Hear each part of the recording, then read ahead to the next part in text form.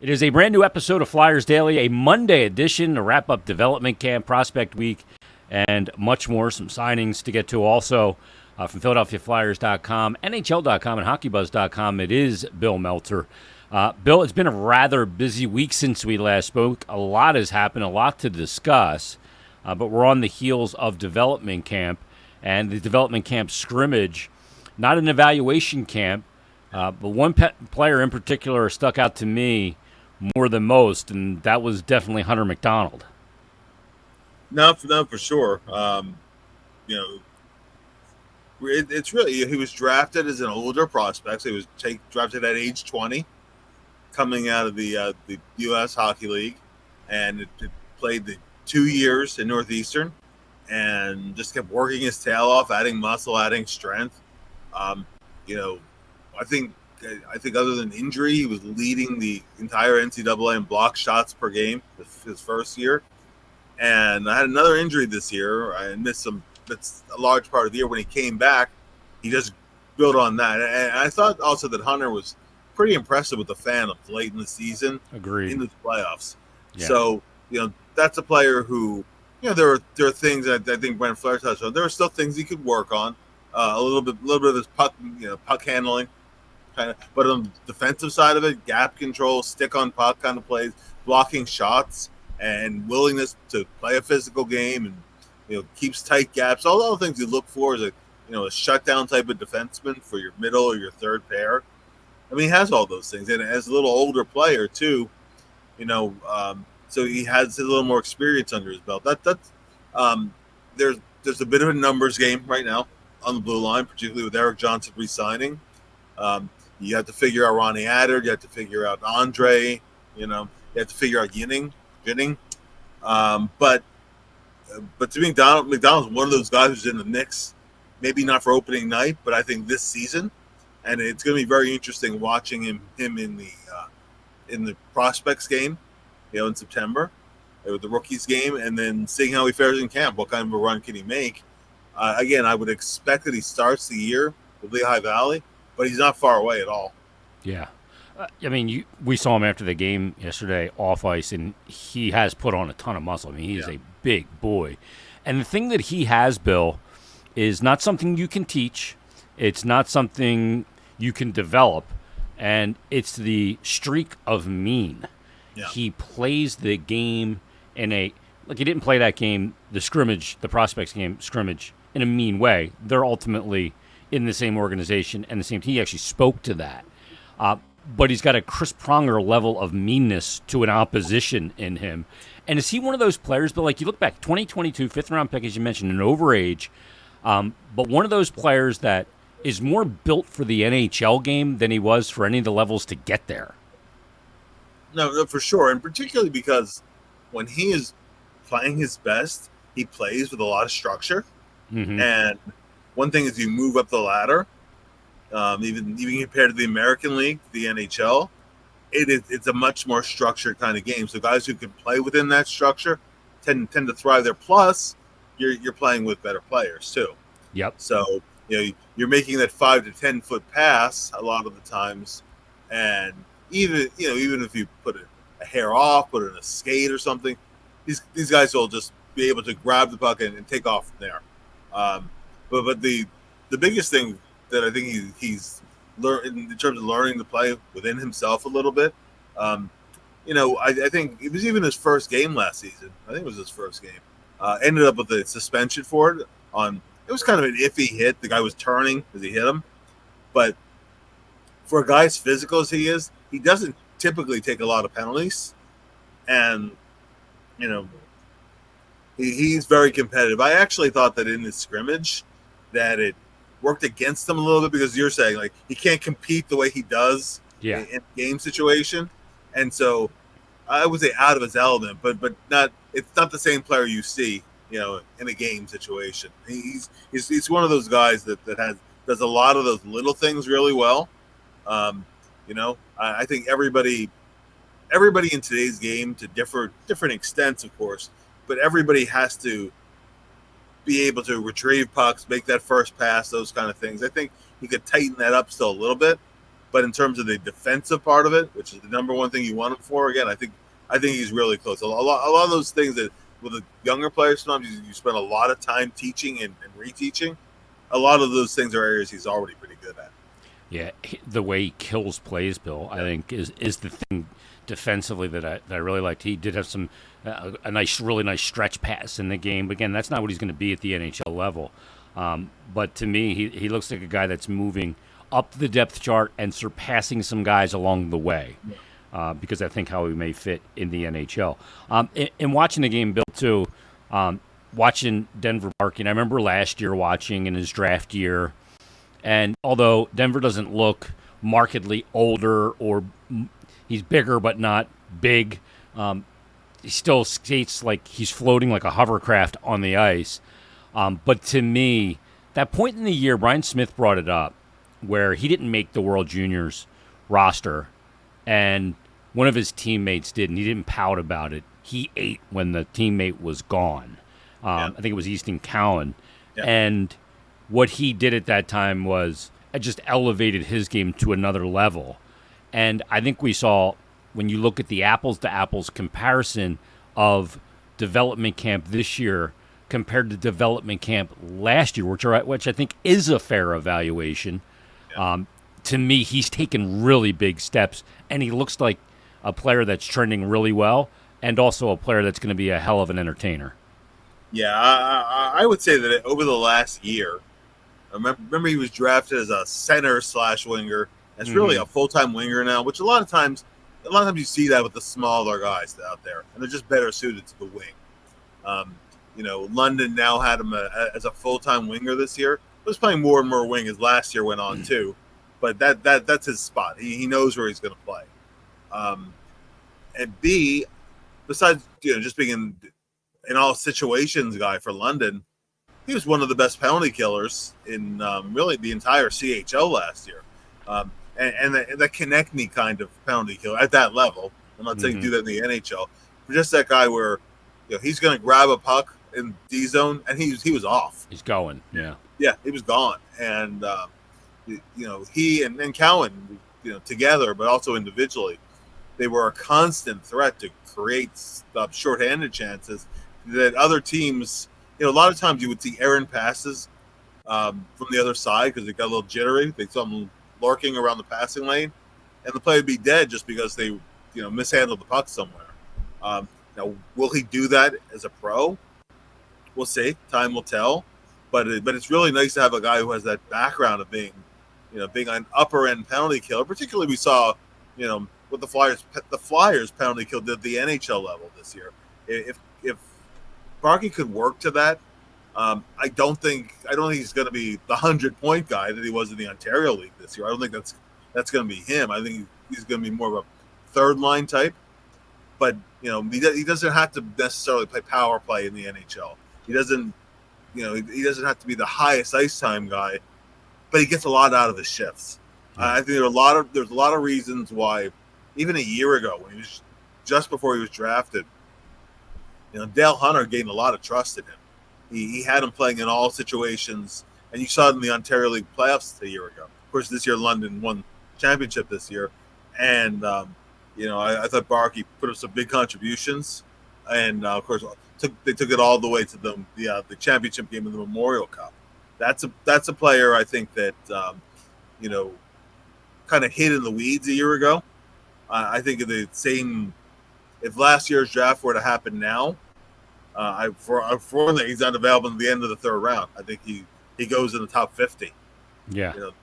This time around, and that's what you look for. You really look for that year-to-year progression, and he has a lot of those things. That little pain in the neck to play against.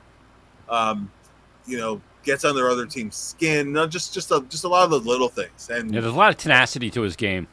He does. I mean, his compete level is very, very high, especially for a smaller player. One thing that you noticed about him even a year ago, and I think even more as this confidence grew this year, is that he's that guy that'll make that second and third effort, and not just around the net, but to make a play defensively. If somebody beats him, he'll keep working. He'll keep pounding the guy until you get the puck away. That's really why he was such a good two-way player this year.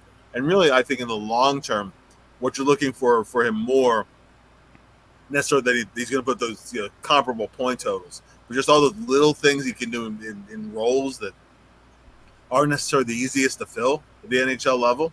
I think he can do all those things. Yeah, Potentially. I thought he was really impressive to watch. Just the way his demeanor, looking down at Team White's bench, Team Jones' bench, and him, he was a guy that was very verbal on that bench, to guys on the ice, to his teammates on the bench. I always look for those kind of things. What is the player doing when they don't think anybody's watching? And there was a lot of elements of his personality with his teammates that I think are beneficial. Bill, I asked this question in the press conference room, and I immediately realized that this is a question for you. Have the Flyers ever signed a 17-year-old player at the time of the signing of the contract to a contract? Because Luchanko won't be 18 until August 21st, yet he's got an ELC in his pocket at 17 years of age. Yeah, I mean that's crazy. They've signed guys who just turned 18. It's kind of become the norm in the NHL. If you're drafting a player from junior hockey in the first round, you'll sign him before you send him back down again, send him to his junior team. Obviously, you can't do that with collegiate guys. With European guys, they usually go back to their European team for a year or two. But I think more and more so with guys from junior, you'll sign them when they're 18. But as you said, he only made the cutoff for this year's draft by 3 weeks. Yeah. So it's there's the September 15th cutoff, September 15th of 2006. And he was born August 21st, so he just made the cutoff by a couple of weeks. I can remember Dinas Zubris jumping from Junior A, the Pembroke Lumber Kings, straight up to the NHL at a camp he signed, but he turned 18 maybe 6 to 8 weeks earlier June before 16th, he signed the contract. Yeah. 2017, Morgan Frost was sent down. Was sent down with the parting gift of an entry-level deal. But I think I know Morgan's birthday's in May, but the contract came in September. So he was 18 in several months, whereas Jet got this entry-level, as you said, even before his 18th birthday, and I can't come up with anybody. Even since it's been an 18-year-old draft who signed even before his 18th birthday, so that very well might be a franchise record, actually. Bill, for one of the youngest players in the draft, he doesn't present young, Jet Luchanko. First of all, just the way he looks, he doesn't look like a 17-year-old. You would assume one of the younger players in the draft would be a guy, you'd see his frame and say he needs to put more muscle on his body, he needs to mature. When I had Jet Luchanko on Friday's episode, he talked about it because I asked him just upon him walking in the room, I said, this guy doesn't look 18 facially and physically. He is stacked already, like really built. And he said during the pandemic, when everything shut down with COVID, a lot of guys sat around playing Xbox and that stuff at his age. He didn't. He built a gym in the house and worked out like crazy, and that's where the muscle began to get onto his frame. And then he saw the benefit of it on the ice and obviously continued that. He looks like he has a very mature game for one of the youngest players in the draft. Yeah, particularly on the defensive side of the puck.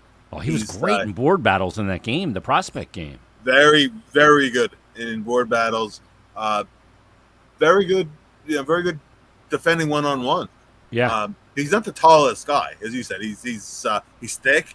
And he'll play even a little bit bigger, as he gains just naturally, continuing to get a little bit older.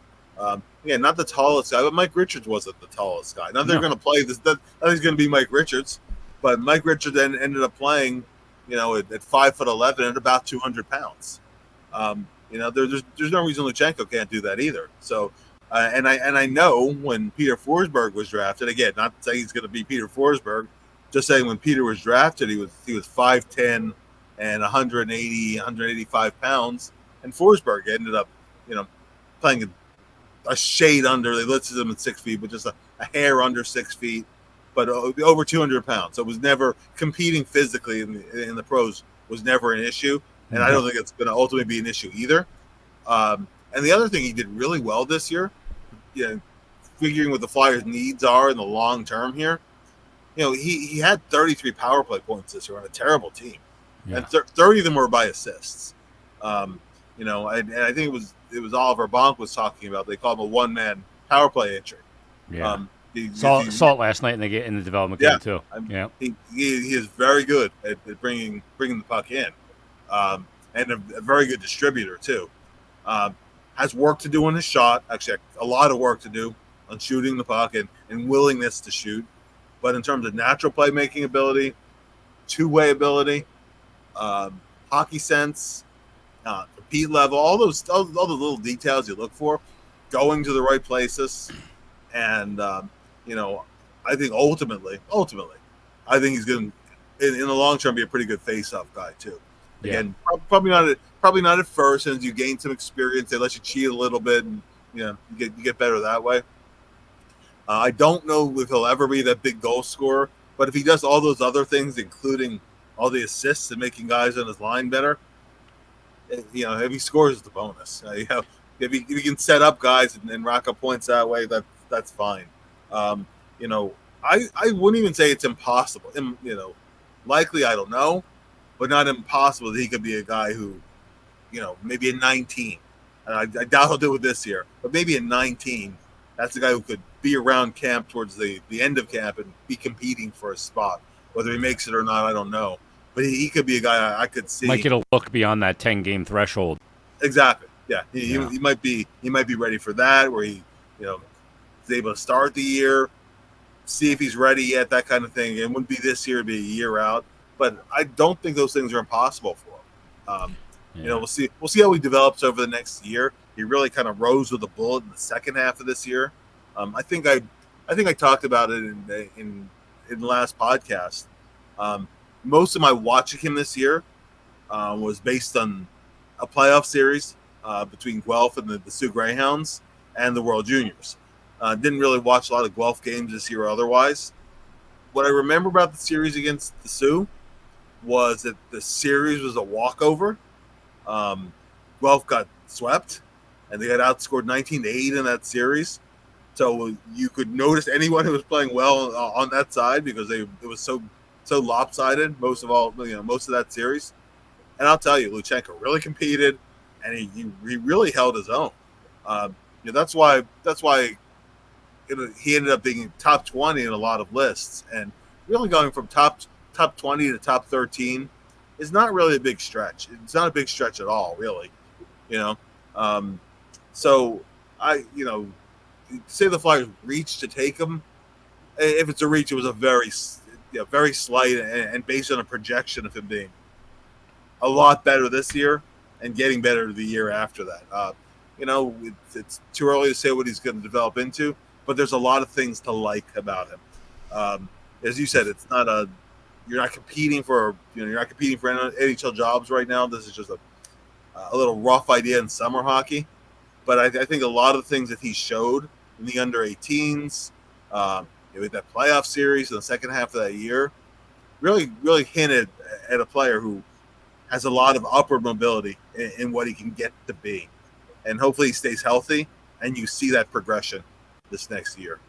Yeah, and you can see, especially in person, the first step and the skating, and how balanced it is, and how, to me, hockey's a game, Bill, where it's played on a 200 by 85 sheet of ice, but it's a bunch of small area games all around that ice. And to me, he's a really crafty player in small areas, which is, I think the game is just small area games, whether it's in a corner, in front of the net. It just moves around. Yeah. And to me, that benefits, even though he's not a player with tremendous size, as you mentioned, but one that is really savvy. I thought his hands in tight were good in board battles as well. Bill, Noah Powell is a guy that really kind of popped to me as well, not because of his story, because he's legally deaf, but because of the way he competed and the way he played in camp. He led the USHL in scoring for Dubuque. Flyers took him in this year's draft in the 5th round.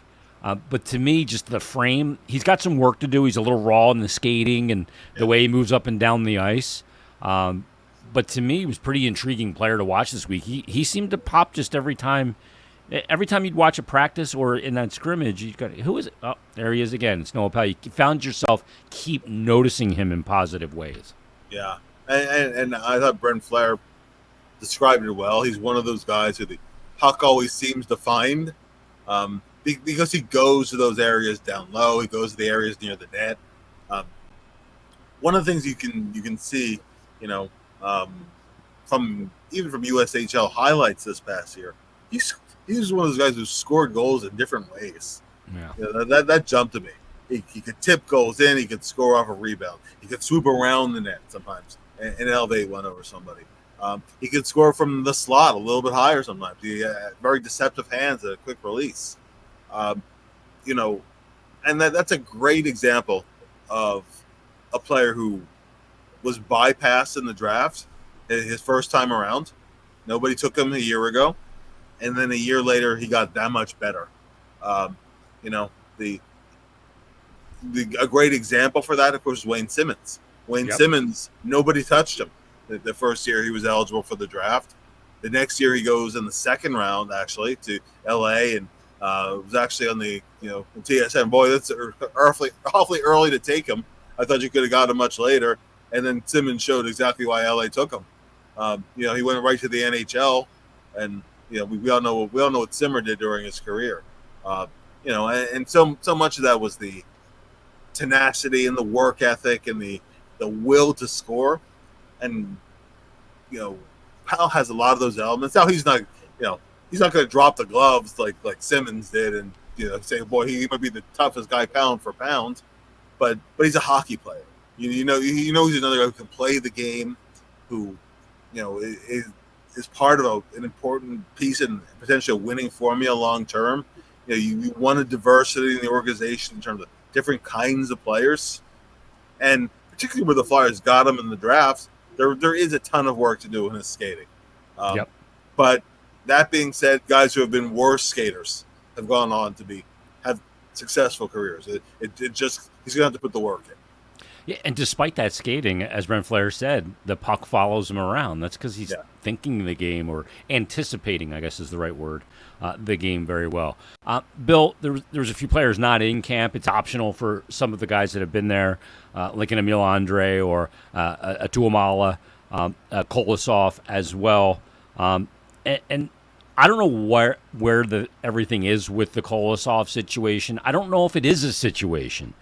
They said he's back in Belarusia now. He's a Belarusian, and there is no issue, and he'll be back for camp. But we've seen some smoke around this. It was apparently denied by him. Something just feels a little off here in the way it was taught. I don't know if this is going to be smooth and he's going to be here, but it is concerning to me if he's not, because you do have Cal Peterson, and all of a sudden, if you don't have Kolosov, who you were planning to have, and frankly, to carry the mail with the Lehigh Valley Phantoms, it's not a great situation all of a sudden. No, and the plan, as far as I know, was a split time arrangement. Maybe early on with Peterson getting more starts than Kolosov, but as you move forward, it's more 50-50, and maybe if Kolosov plays well, and maybe he takes over more the 1A role. But let it not overwhelm him. Right, and that was kind of what I understood it to be. And even his late season games, you get him in a couple of games, he gets his feet wet. He'll be the backup during the playoffs. It was really Felix Sandstrom who ended up as the odd man out, as a healthy scratch. Peterson would play, and Kolosov would back up, and Felix be scratched. Of course, Felix had signed a 2-way contract with the Sabres, so he's not around as an option now. From a lot of indications, Kolosov was feeling a good deal of homesickness, which is hardly uncommon. But he was only around for a month, maybe not even a month. And so to miss your friends at home, your routine at home, not having another Russian player or Belarusian around who could you know, help him out, take him around, whatever. I know there's been some discussion of could you find a Russian or a Belarusian player at the American League level who could help him a little bit. That might still be on the table, but it's been strange because there was the report out of Belarus that he was thinking about going back to his team over there, who he'd just been lent to for the season. Dynamo Minsk was his team over there. The Flyers lent him back to even, and were even willing to burn the first year of his entry level contract while he was on loan to his team at home, which is a hell of a capitulation. it is. No, I mean that absolutely, teams don't typically do that. Willingly burn off a year contract wise, with the understanding he would come over at the end of last season and really get his feet wet and prepare to play this year. So, it was concerning when those initial reports surfaced almost immediately because the first word from the Flyers, we're looking into it. And then word came back to me and to others. No, we talked to Kosov. He said there's nothing to it. He's coming over. And there was also an explanation that, his tourist visa had expired, so we had to go back home and get his work visa, which would come over. And that very well might be the case. I don't know. And very common. But it's been a little strange where it hasn't been, he's absolutely coming. He'll be here the middle of August or whatever. Working up to the season it really was kind of and maybe it was some residual effect from Cutter Gote or whatever. I don't know. But we hope he's coming over. We think he's coming over. Hope he's coming over. I mean, until he's actually on the ice at rookie camp, I think there's reason just to be a little nervous, just because it doesn't always seem to work out that way. But so there's no reason necessarily to think that he won't be coming. But I don't know. I'd like a little more clarity, a little bit more certainty. He's coming. Once the paperwork is done, it's underway.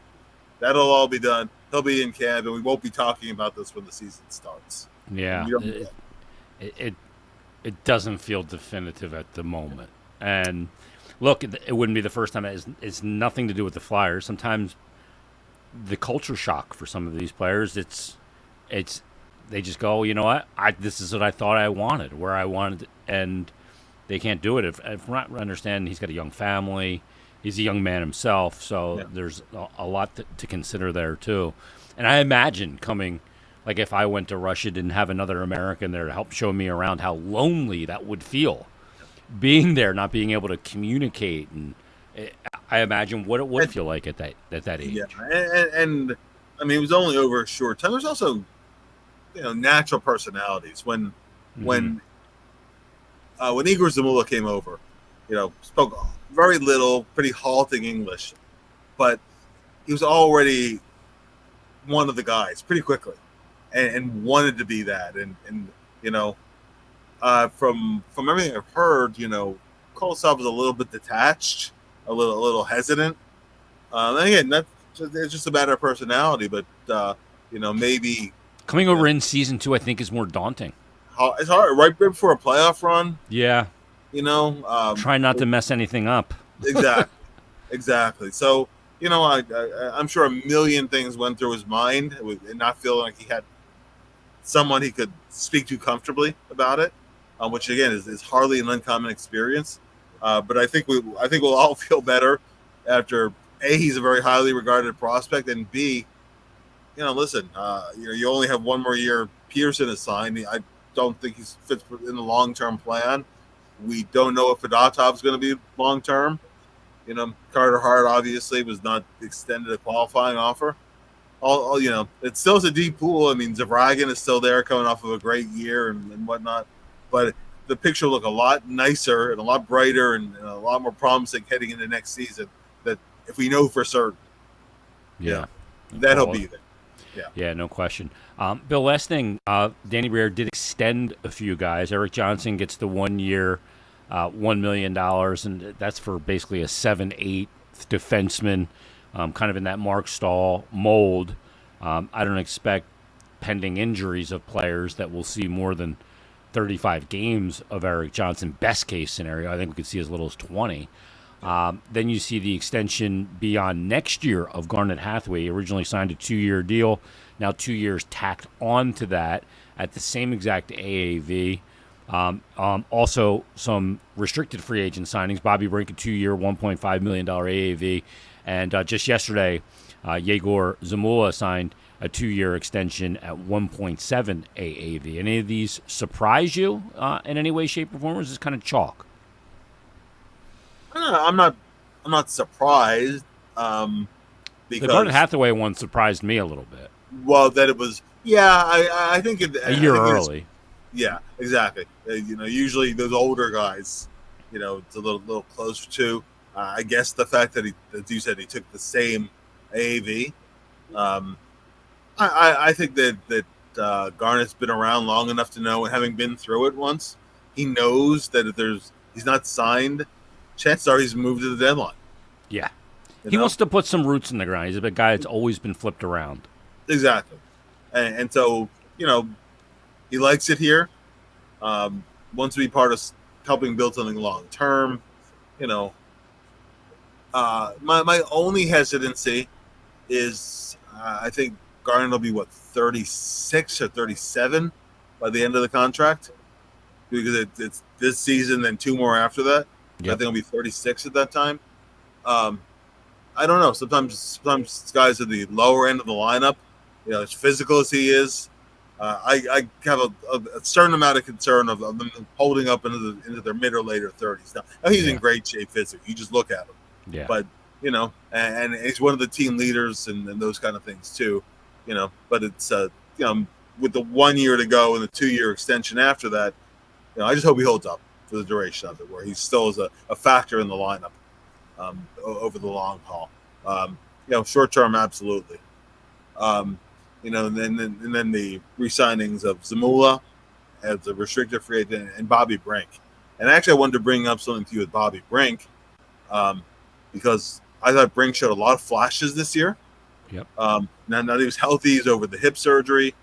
Had a really good camp when he wasn't expected necessarily to break camp with the team. He was in the opening lineup. Really had some good moments, particularly in the first few months of the season. Then I thought Bobby hit the wall a little bit. Ended up back with the Phantoms. He ended up in and out of the lineup. There was that game in New Jersey where Torts got all over his case and sat him the rest of the game. I don't think he ever fully gained his trust again the rest of the year.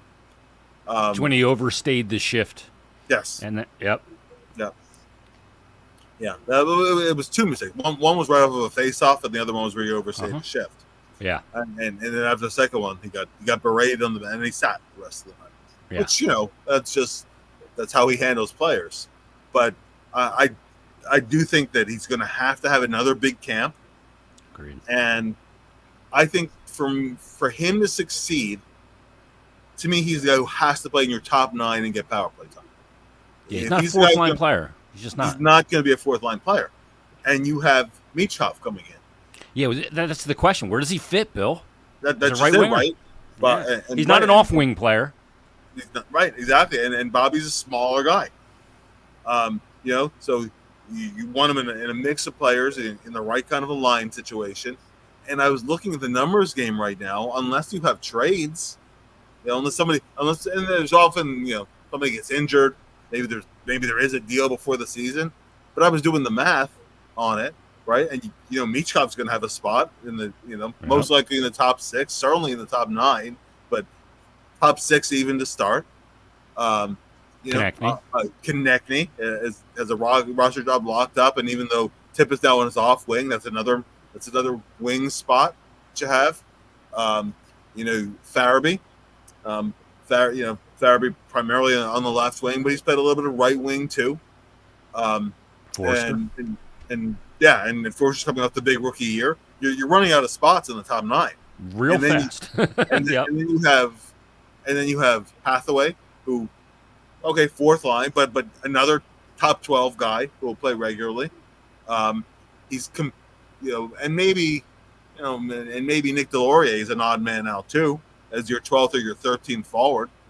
But with Brink, I really think top 9 in power play time. I don't see. He has to have a great camp.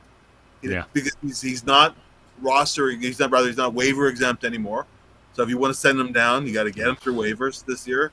I think. Yeah. I mean, Bobby's betting on himself, and I think he has the capability of doing it. I think he's shown it.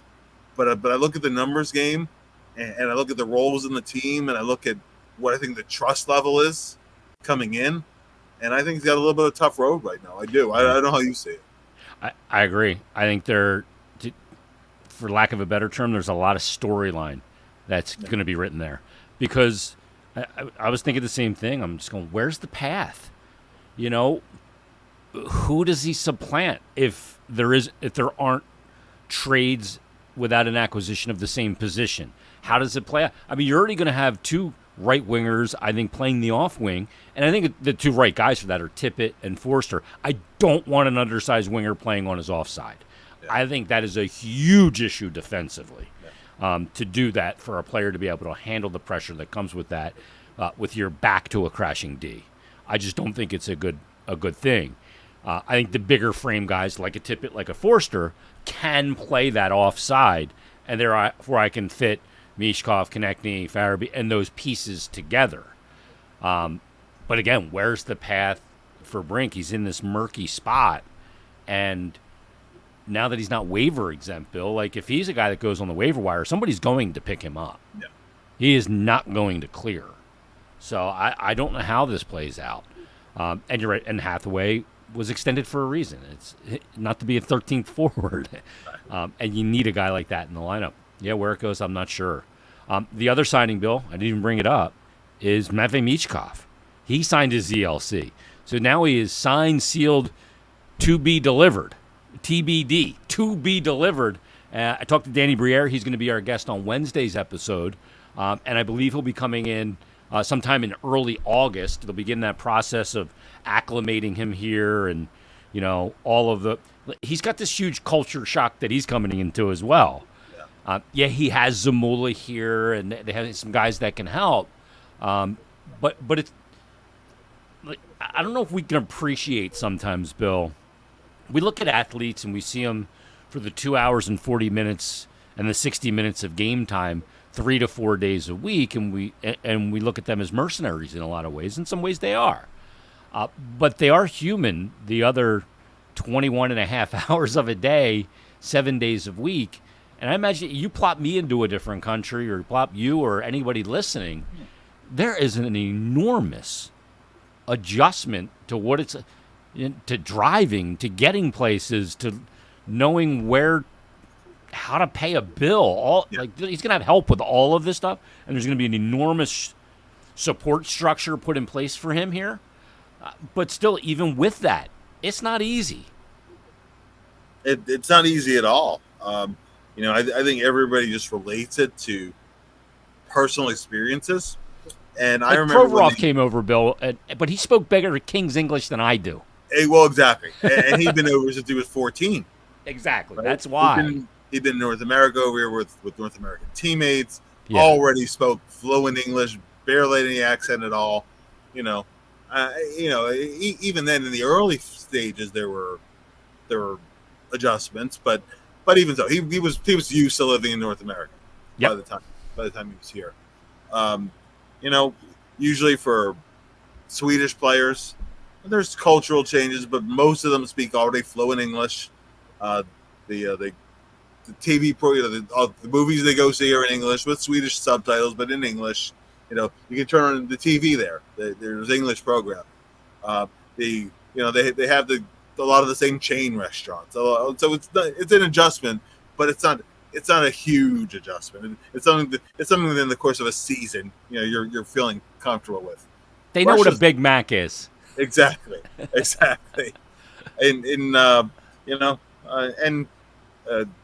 Czechs have been trending that way too. There's still a little bit more of a language difference, but most Czech players come over and and by a year or so out there, they're more comfortable.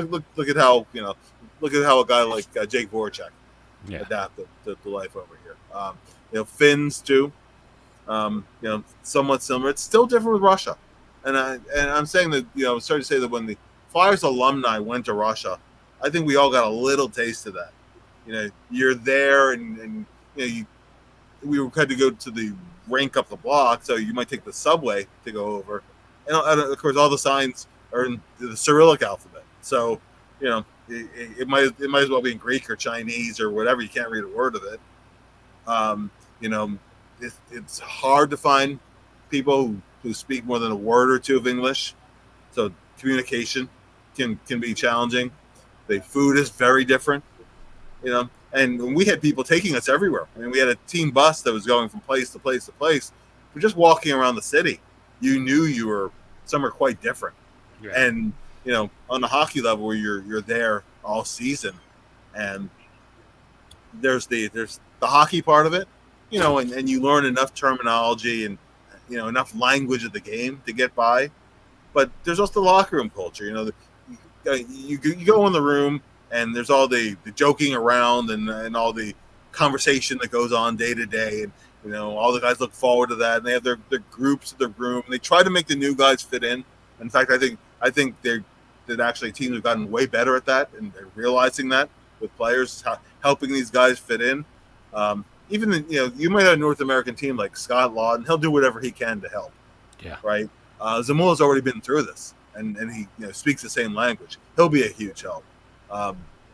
Fedotov will help too, is another Russian. Yeah. But all these guys are want to embrace him and help him fit in, but it's a lot. It's definitely a lot of adjustments that first year.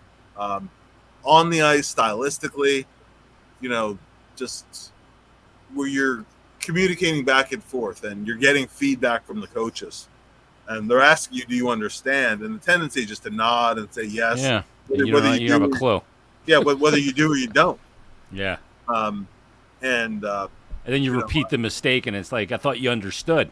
Why aren't you listening? Yeah. Exactly. So it's going to be a level of patience. It's definitely. And he's still just 19 years old. Yeah. So you got to keep the expectations realistic, ease them in a little bit, and you're going to have to live with the mistakes. You do it with any player. But, a guy who's used to taking over games offensively, these are the best players in the world. And while I think he can get there, and not in the not too distant future, they're gonna be nights where things don't go his way. Yeah. We're also going to see nights where the flashes are there. You're like, oh my god. Oh, 100%. Exactly. And they might be in the same game too. Yeah. Maybe the next shift. Yeah. It could be shift. You're going to go, how did he even think to do that?